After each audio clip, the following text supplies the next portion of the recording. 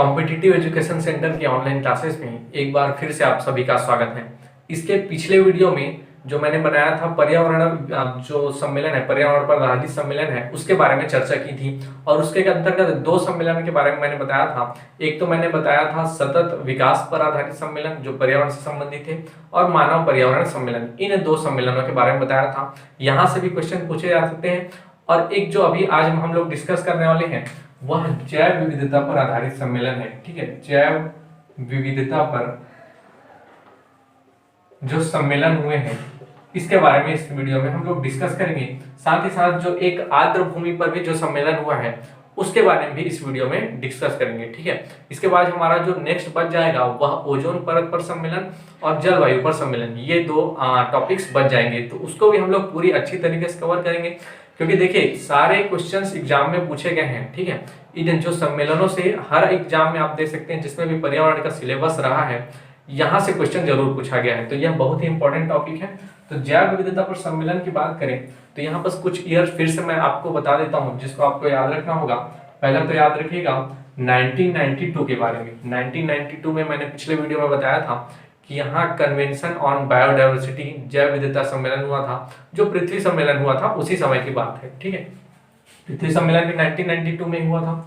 फिर एक ईयर याद रखिएगा 2000, और 2000 में याद रखिएगा कार्टाजेना सम्मेलन, कार्टाजेना सम्मेलन। ठीक है, और फिर याद रखिएगा एक ईयर आप याद रखिएगा 2010 में आया था नागोया प्रोटोकॉल, नागोया प्रोटोकॉल। ठीक है, ये आया था। तो पहला 1992, 2000 और फिर 2010। ठीक है, ये 3 ईयर मुख्य रूप से आपको याद रखने हैं इस जैव विविधता पर आधारित सम्मेलन के बारे में। तो आइए सबसे पहले स्टार्ट करते हैं 1992 का कन्वेंशन ऑन बायोडाइवर्सिटी। ठीक है, 1992 में आप सभी जानते होंगे कि मैंने पिछले वीडियो में बताया भी था कि 1992 में आयोजित हुआ था पृथ्वी सम्मेलन, जो कि आयोजित हुआ था ब्राजील के एक शहर रियो डी जेनेरियो में। ठीक है, और रियो डी जेनेरियो में कुछ मुख्य बातें भी बताई थी जिसमें एजेंडा 21 मैंने बताया था, UNFCCC यानी UNFCCC एक अंतरराष्ट्रीय संधि हुई थी जिसके तहत UNFCCC का गठन हुआ था।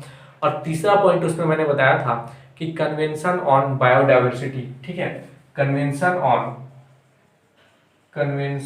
ऑन बायोडाइवर्सिटी यानी जैव विविधता अभिसमय की बात की थी। ठीक है, जैव विविधता अभिसमय यह एक अंतरराष्ट्रीय आप कह सकते हैं समझौता है जिसके तहत क्या किया गया था कि जैव विविधता की संरक्षण की बात की गई थी। जैव विविधता की संरक्षण की बात की गई थी। लेकिन जैसे कि मैंने बताया कि जब भी कन्वेंशन होगा वहां पर केवल चर्चाएं होंगी, वहां पर कोई बाध्यकारी या कोई कंपल्सिव रूल वहां पर नहीं होगा, वह किसी भी देश के लिए बाध्यकारी नहीं होगा। तो इसी प्रकार इसे भी एक लाइटली लिया गया। ठीक है, लेकिन आगे चलकर जब इसी में 1992 के बाद एक ईयर मैंने बताया था अभी 2000। ठीक है, सन 2000 और सन 2000 में आयोजित हुआ था, सन 2000 में आयोजित हुआ था, याद रखिएगा कार्टाजेना प्रोटोकॉल। यह साउथ अमेरिका का एक शहर है कार्टाजेना। ठीक है, जो कोलंबिया में स्थित है। और इसी कार्टाजेना प्रोटोकॉल में याद रखिएगा यह प्रोटोकॉल है। अब यहाँ पर जो भी चर्चाएं होंगी वह बाध्यकारी होंगी, जो भी संधियां जो भी यहाँ पर बात की जाएगी वह बाध्यकारी होंगी। ठीक है, तो यह जो कार्टाजेना प्रोटोकॉल है यह कब आयोजित हुआ था? तो सन 2000 में। और शहर का नाम जैसे कि मैंने पहले बताया कि जो नाम होता है उसी में शहर का नाम होता है। तो यह कार्टाजेना में आयोजित हुआ था। ठीक है, इसका मुख्य उद्देश्य क्या था? तो इसका जो मुख्य उद्देश्य था, देखिए इसका जो मुख्य उद्देश्य क्या था, जब भी हम लोग बायोटेक्नोलॉजी की यानी जैव प्रौद्योगिकी की बात करेंगे तो उसमें कुछ अनुवांशिक रूपांतरित जीव यानी जेनेटिकली मॉडिफाइड कुछ जीवों का निर्माण किया जाता है। ठीक है, या कुछ आप कह सकते हैं वनस्पतियों का भी निर्माण किया जा सकता है। तो उससे जैव विविधता का किस प्रकार संरक्षण करना है। ठीक है, जैव विविधता के संरक्षण की बात यहाँ पर की गई थी। तो यहाँ पर केवल कन्वेंशन हुआ था, लेकिन यहाँ पर उसको एकदम स्ट्रिक्टली लिया गया क्योंकि यह प्रोटोकॉल है। ठीक है, तो इस सम्मेलन का उद्देश्य क्या था? तो जो अनुवांशिक रूप से रूपांतरित जीवों से जैव विविधता के संरक्षण की बात यहाँ पर की गई थी। ठीक है, याद रखिएगा कि यहाँ पर अनुवांशिक रूप से जो रूपांतरित जीव हैं उससे जैव विविधता के संरक्षण की बात की गई थी, क्योंकि जो भी रूपांतरित जीव आएंगे उनकी प्रकृति अलग रहेगी और जो जैव विविधता में पहले से विद्यमान जीव है या वनस्पतियां हैं उनकी प्रकृति अलग रहेंगी। तो जैव विविधता का उनसे भी खतरा हो सकता है जो रूपांतरित जीव है, और जैव विविधता से रूपांतरित जीवों को भी खतरा हो सकता है, यानी एक दूसरे को खतरा हो सकता है। तो यहाँ बस उनके संरक्षण की बात की गई थी कार्टाजेना प्रोटोकॉल में। ठीक है, कार्टाजेना प्रोटोकॉल में इन्हीं की बात की गई थी। फिर हम लोग नेक्स्ट देखते हैं। नेक्स्ट आप याद रखिएगा, इसके बाद एक ईयर मैंने बताया था 2010, और 2010 में याद रखिएगा जो 2010 है, 2010 में एक प्रोटोकॉल आया था नागोया प्रोटोकॉल, और यह भी प्रोटोकॉल है तो यह भी बाध्यकारी रहेगा। तो नागोया प्रोटोकॉल, नागोया जापान का एक शहर है। ठीक है, नागोया जो है जापान का एक शहर है, और इसी नागोया प्रोटोकॉल में इसका मुख्य उद्देश्य क्या था या फिर यहाँ पर कौन सी मुख्य बातें यहाँ पर की गई थी, तो याद रखिएगा। तो यहाँ पर जो मुख्य बात की गई थी वह था जो जैव प्रौद्योगिकी से, ठीक है, फिर से वही बात, जैव प्रौद्योगिकी से जो अनुवांशिक रूपांतरित जीवों का अगर उत्पादन किया जाता है, याद रखिएगा वर्ड, अगर उत्पादन किया जाता है या फिर उपयोग किया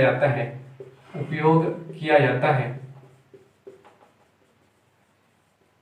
और उससे कोई आर्थिक लाभ की प्राप्ति होती है, आर्थिक लाभ की प्राप्ति होती है,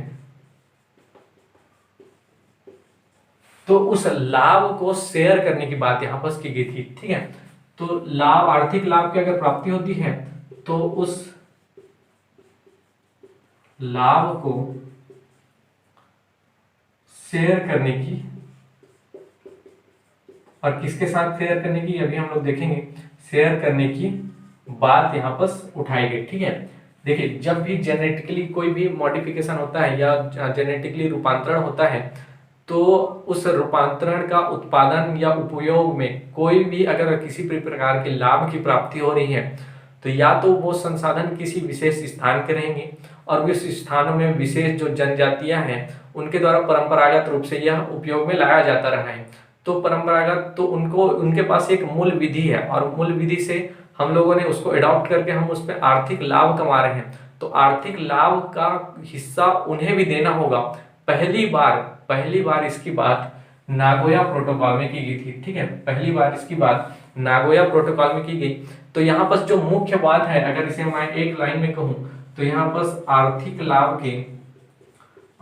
लाभ के शेयर की बात की गई थी। एक लाइन में आप इसे याद रखिएगा कि यहाँ पर आर्थिक लाभ के शेयर की बात की गई थी। ठीक है, आर्थिक लाभ के शेयर की बात की गई थी। इसे एबीएस समझौता भी कहते हैं। ठीक है, एबीएस समझौता यानी एक्सेस बेनिफिट शेयरिंग, एबीएस से तात्पर्य एबीएस एक्सेस बेनिफिट शेयरिंग। तो एक्सेस बेनिफिट समझौता भी कहा जाता है इस नागोया प्रोटोकॉल का, यह जो समझौता हुआ था। अब इसी नागोया प्रोटोकॉल के अंतर्गत एक और चीज हुआ था, आईची लक्ष्य का निर्धारण किया गया था। यह भी बायोडायवर्सिटी के संरक्षण पर ही आधारित था और अलग अलग इसमें लक्ष्य निर्धारित किए गए थे। तो आईची लक्ष्य क्वेश्चन कैसे पूछा जा सकता है, देखिएगा यहाँ पर कि आईची लक्ष्य का संबंध किस सम्मेलन से है। तो आईची लक्ष्य का संबंध याद रखिएगा जो 2010 में नागोया प्रोटोकॉल हुआ उससे आधारित है। ठीक है, तो आईची लक्ष्य के अंतर्गत कुछ लक्ष्य निर्धारित किए गए थे, यानी टोटल यहाँ पर बात करें तो 20 लक्ष्य निर्धारित किए गए थे, जिसमें से कुछ लक्ष्य दीर्घकालिक थे, कुछ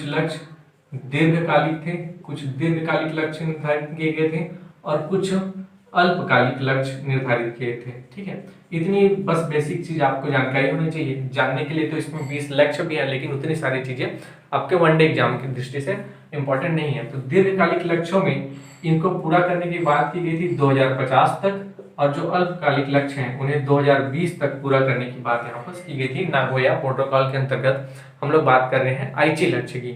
तो यहाँ पर दीर्घकालिक लक्ष्य थे उन्हें 2050 तक, और जो अल्पकालिक लक्ष्य थे उन्हें 2020 तक पूरी करने की बात की गई थी। और यह जो 20 लक्ष्य थे यह 5 सब कैटेगरी में डिवाइड थे। ठीक है, ये जो 20 लक्ष्य थे यह 5 सब कैटेगरी में डिवाइड थे। ठीक है, कितने 5 सब कैटेगरी में। तो इस चीजों को याद रखिएगा, नागोया प्रोटोकॉल के अंतर्गत ही आईची लक्ष्य का निर्धारण किया गया था। अब एक जो अंतिम रूप से हम लोग इस सम्मेलन में देखने वाले हैं, जो जैव विविधता के बाद नेक्स्ट सम्मेलन है, वह है आर्द्र भूमि पर सम्मेलन, यानी वेटलैंड्स पर सम्मेलन। ठीक है, तो आर्द्र भूमि पर कौन कौन से सम्मेलन हुए हैं? तो आर्द्र भूमि पर एक सम्मेलन जो बहुत ही इंपॉर्टेंट है, याद रखिएगा, आर्द्र भूमि पर सम्मेलन की बात करें, आर्द्र भूमि पर सम्मेलन, और आर्द्र भूमि पर एक सम्मेलन याद रखिएगा और उसका ईयर भी याद रखिएगा, 1971।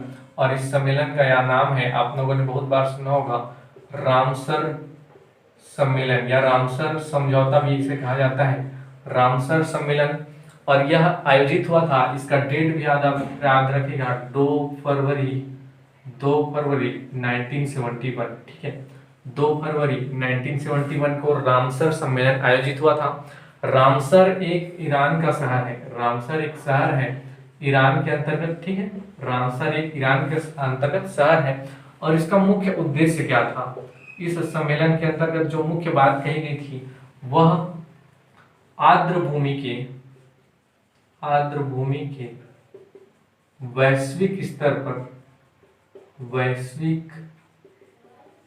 पर संरक्षण एवं संवर्धन की बात की गई थी। ठीक है, आर्द्र भूमि के वैश्विक स्तर पर संरक्षण एवं संवर्धन की बात की गई थी इस रामसर सम्मेलन के अंतर्गत। ठीक है, तो यहाँ आधारित था किसके ऊपर?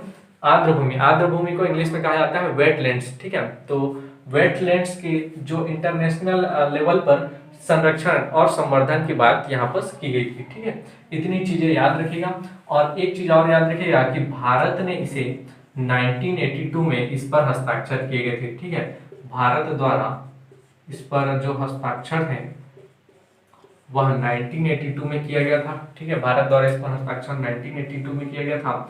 और वर्तमान में कुल 2181 रामसर साइट है। ठीक है, रामसर